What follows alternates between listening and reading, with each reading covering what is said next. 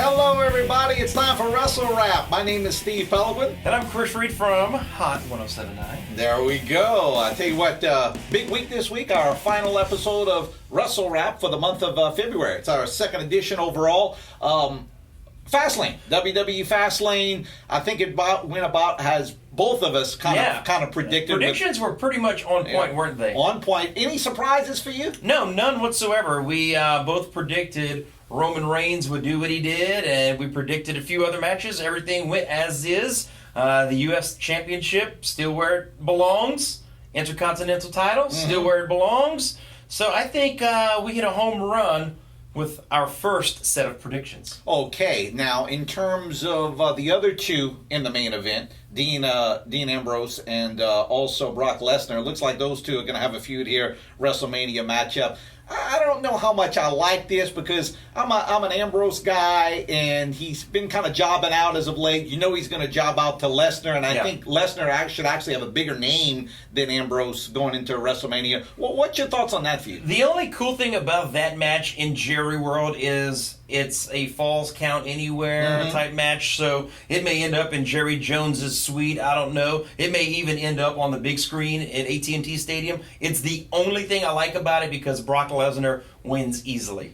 Okay, we go to Monday night. Okay, now. That's good stuff. I admit, I marked out Monday night. I marked out. I mean, here comes the money. Here comes the money. Shane McMahon makes a return to Monday Night Raw. No one saw it coming. The internet didn't see it. We didn't see it. And cool. You know what it felt like? It felt like I was watching Monday Night Nitro again when you didn't know what to expect. I put it on Twitter. I actually tweeted Vince Russo, and I said, when the element of surprise is back on television, good things happen. No doubt about it. And look, I thought it was the best segment of Raw I agree. 2-3 years. I mean, I'm not kidding. I mean, the best segment of Raw 2-3 years. I marked out. I love Shane McMahon. Right. I really do. But here's the thing. Okay. I got to thinking. Okay, I started thinking large sample size here. How good is this going to be? I started thinking to myself, okay, now we're going to have Shane McMahon, the boss's son, beating up all of our wrestlers. That's not good.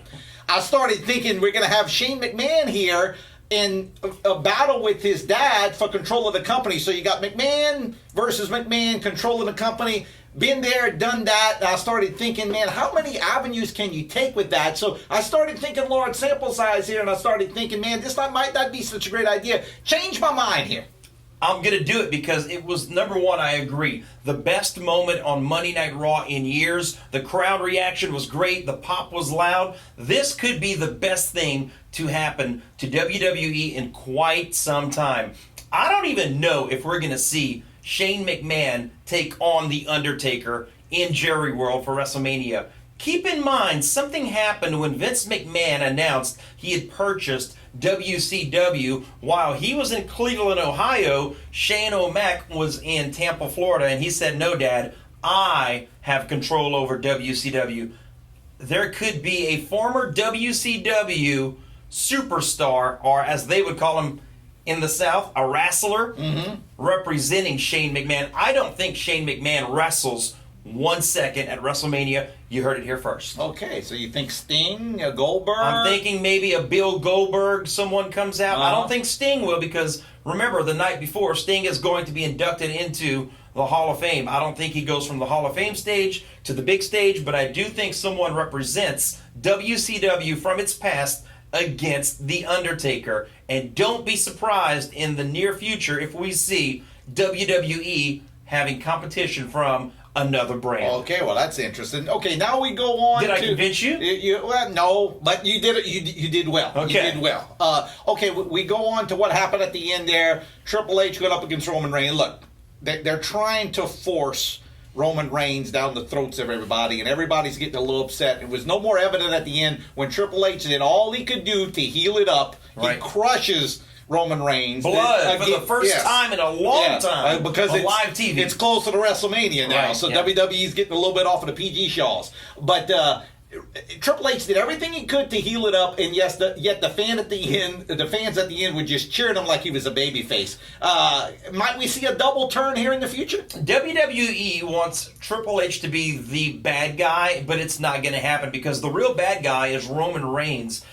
WWE is forcing Roman Reigns down our throat because they're lacking superstardom right now with so many injuries. You know, you talk about Randy Orton, you talk about John Cena, the list goes on and on. So they're trying to force it. It's not going to happen. I don't think Roman Reigns is the next guy to bring WWE back to the level they wanted. No doubt about it. It was an interesting week. At least it was was. Exciting Raw. Monday Night Raw, I agree. It was one of the best I've seen in a long time. Great pop for Shane O'Mac. A great reaction at the end. You've got blood. You've got carnage. It felt like I was watching Raw from 10 years ago. No doubt about it. No doubt about it. But been fun this week. Been fun reviewing it. We'll be back next week to talk about Raw and what's happening in the world of wrestling. I'm Steve Pellowman from ESPN 1420. And Koury from Hot 1079. Thank you so much for viewing. We'll talk to you next week on Wrestle Wrap.